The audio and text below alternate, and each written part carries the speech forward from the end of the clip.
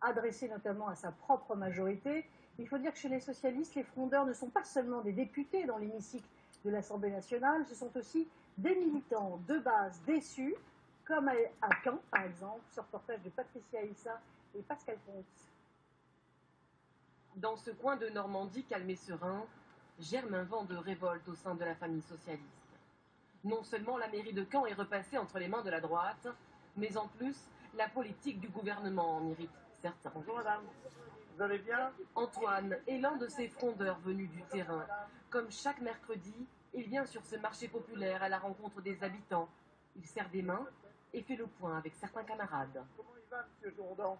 Patrick Jourdan est un militant désabusé. Une bonne de l'autre jour. J'ai trouvé que pendant une année, j'ai pas servi à grand chose, si ce n'est à distribuer des tracts dans les boîtes à lettres et qu'on ne nous écoute pas beaucoup, si ce n'est à servir de relais d'idées nationales où on nous dit voilà ce qu'il faut expliquer aux gens sans qu'on nous écoute pour savoir ce qu'on a l'impression que les gens pensent et les choses qu'il faudrait peut-être changer. Avec les résultats qui nous sont les nôtres le 30 mars et le 25 mai, contraint et forcé, on devrait réfléchir, réformer et réagir. C'est quand même épuisant. Franchement, à des moments... Épuisé, mais pas résigné. En pleine crise d'identité au Parti socialiste qu'il juge trop proche du patronat, avec ses camarades, il tente de faire bouger les lignes, de dire sa vision du socialisme. Mais il n'est pas toujours facile de se faire entendre par les ténors du parti. Et puis, il nous reste à se taire en plus. Il manque de nous taire.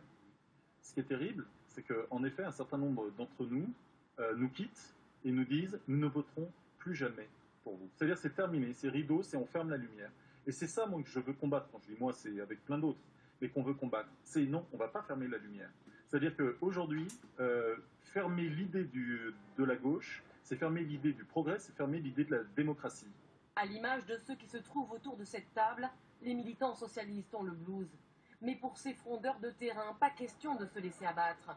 Et aussi bizarre que cela puisse paraître, le réconfort, ils le trouvent à la fête des coteaux, auprès des communistes.